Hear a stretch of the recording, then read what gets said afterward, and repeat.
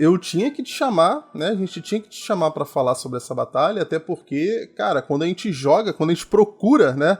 Faz uma pesquisa aí no Google eu já vi, sobre a batalha, a primeira coisa que aparece é o teu vídeo, né, lá do Caverna Medieval sobre essa batalha aí. É porque, assim, a Idade Média já é um assunto...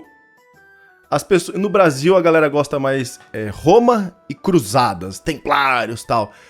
O assunto da Idade Média não é um assunto, nossa, que todo mundo gosta e tal. E ainda você vai falar de uma batalha na Inglaterra, que não é nem em Portugal, nem na Espanha, nem na Itália, sabe? Que geralmente é a galera europeia que tá aqui. Tipo, foda-se a Batalha de Hastings, desculpa falar a palavra, 9 horas da noite. Mas, muito pelo contrário, pra mim essa batalha é uma das mais importantes da Idade Média. Por vários motivos, eu até fiz uma lista aqui porque eu fiquei pensando, tava lavando a louça hoje, falei, tá, quais são os motivos? Vai, pra não esquecer. Aí eu falei, não, vou fazer uma lista, porque posso falar a lista do que eu elenquei, do porquê que ela é importante? Favor.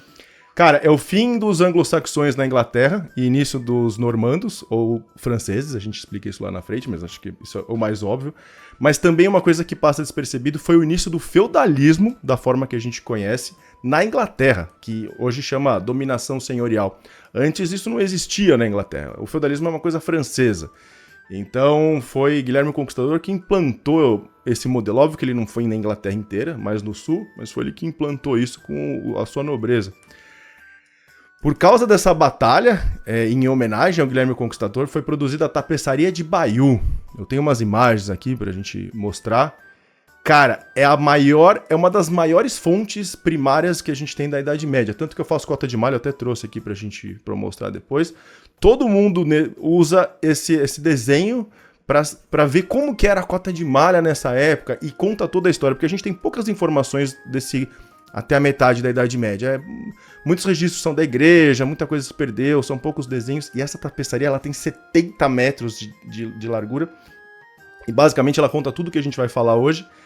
Então, cara, importantíssimo para historiadores. O marco da cavalaria, se diz que começou a cavalaria, não é muito bem isso, mas marca por causa dos huscarls, a gente pode falar isso, huscarls, housecarls, sei lá. É importante, que eram os guarda-costas do Guilherme. É uma demonstração da fraqueza dos reis da época. Por que o rei francês não invadiu a Inglaterra? Porque foi um duque. Não é meio estranho? A gente pensa no rei como autoridade máxima, né? Quando uma nação invade a outra, a gente pensa na figura do rei. Exato. Imagina, sei lá... Como se fosse um governador hoje em dia, né? Imagina guerra a outro imagina país. Santa Catarina invadindo a Argentina, sei lá, sabe? Não faz sentido. É o Brasil que invade outro país. Não, foi um duque que invadiu um reino. Então, dá pra ver essa demonstração de fraqueza dos reis da época.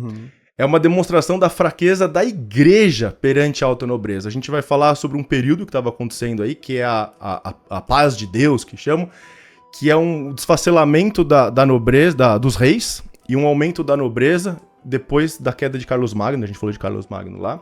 E a igreja estava meio fragilizada, ela meio que se empenhou em fazer uma paz. Galera, não vamos brigar, não vamos tomar as terras da igreja, vamos ficar de boa todo mundo. Mas a igreja apoiou o Guilherme a fazer essa invasão. Então você vê que o cara não é qualquer merda, né? Cota de malha. Cristãos contra cristãos, né? Isso é bem...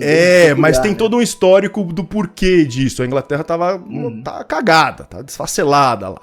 Vikings e tudo mais. Você tem cota de malha, então, tipo, quem estuda a armadura... século 8, 9, 10, 11, essa batalha fundamental para isso. Disseminação dos castelos na Inglaterra foi por causa de Guilherme. O fim da era viking, a gente fala um pouco disso. A consolidação do francês como língua oficial da nobreza. Antes, todo mundo era só latim. E aí, com essa dominação, começou o francês a ser uma língua da nobreza, não mais o latim, em documentos e tudo mais. É um dos marcos da divisão da Baixa e da Alta Idade Média. E aí ela fica bem no meio de uma média Idade Média. Tem historiador que fala que existiram 3, ela representa bem essa média e Idade Média. E é a batalha mais encenada hoje em dia. Tem muita recriação de batalhas, que a galera realmente se veste e vai lá. E eles, antigamente era a cada 6, 5 anos, agora é todo ano. Eles vão lá em Hastings, onde aconteceu, que é no pé de um morro que tem uma abadia. A abadia hoje tá só umas paredinhas lá, né? Já foi a maior parte embora. E em 2006 foi o pico que eu busquei aqui. 3 mil pessoas participaram dessa reencenação. É mais ou menos, sei lá, 10% De 10 a 20% do que realmente... Em algum momento vai ter um número suficiente pra fazer a simulação cara, igual, né? A gente vai falar dos números assim, um pouquinho mais pra frente. Eu achei importante a gente gastar esse tempo pra ver como esta batalha... Assim, me diga uma outra batalha que teve tanta importância em vários tópicos diferentes. A gente ouviu aqui rei, igreja, castelo, armadura, cavaleiro. Pô, é muita coisa. Eu acho que a gente pode pontuar já o início dessa história com o rei Eduardo, o confessor, né? Que ele faleceu, né, em 1066, né? E isso que começa a desencadear os eventos futuros, né? Porque é um daqueles momentos de ruptura ali onde um rei morre sem herdeiro. Né? E isso na Idade Média sempre gera problema. Não existe vácuo do poder, né? Vácuo de poder é algo inexistente. Assim que um poder vai embora, imediatamente outro toma o lugar, né? Parece que esse maluco andou prometendo o reino pra galera, né? Cara, a gente pode gastar uns 5 minutinhos pra explicar a loucura desse maluco. Eduardo o Confessor, ele virou santo. E ele é o confessor. Eu fui buscar isso pra entender melhor. Lá no começo da Igreja Católica, século I, II, III, existiram, se chama a época dos mártires, né, que eram pessoas, a maioria santos, que morriam em nome da fé católica. Então, literalmente, pregando a fé católica, foram assassinados e morreram como mártires, né, e se tornaram santos. Mas existem pessoas que também sofrem na vida, mas não são mortos por causa da fé, mas sofrem na vida por causa da fé, e é dado o nome de confessor. Então, Eduardo Confessor é porque ele foi beatificado, se tornou um santo. Ele não é um mártir, mas ele sofreu na vida, e a gente vai ver meio besta, meio fraco, vai. Sofreu pra caramba. Não morreu pela fé, mas já é o suficiente pra ser mas santo. Ele ajudou muito a fé, e aí ele virou o confessor. Pra resumir bastante, Eduardo Confessor é um cara bem fraco. Ele aparece, se eu não me engano, ele aparece lá no The Last Kingdom.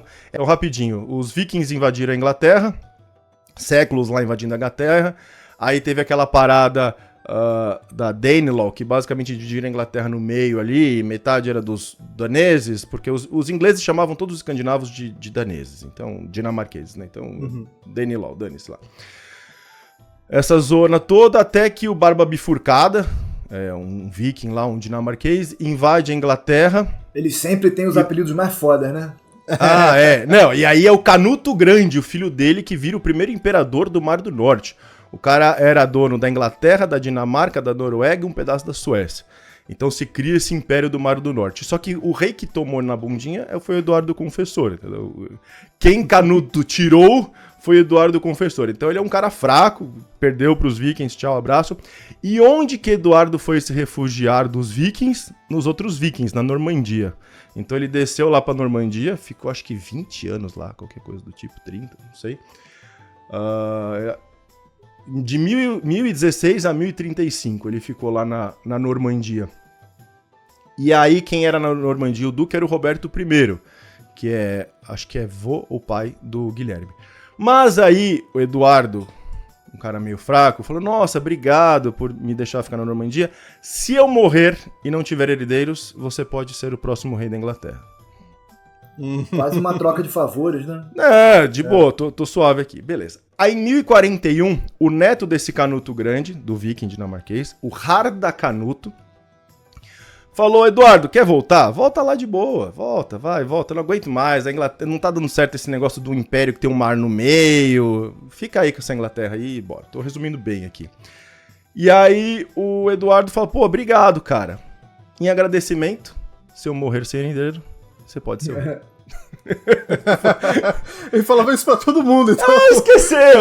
Descobriu o segredo da paz. Política da boa vizinhança. Porque aí quando ele morresse, o problema era de quem ficasse. Tava morto mesmo. Ele tava tranquilão. Na época, ele morreu. O Harda Canuto já tinha morrido. O Roberto lá, que ele prometeu primeiro, já tinha morrido. Todo mundo que ele prometeu tinha morrido.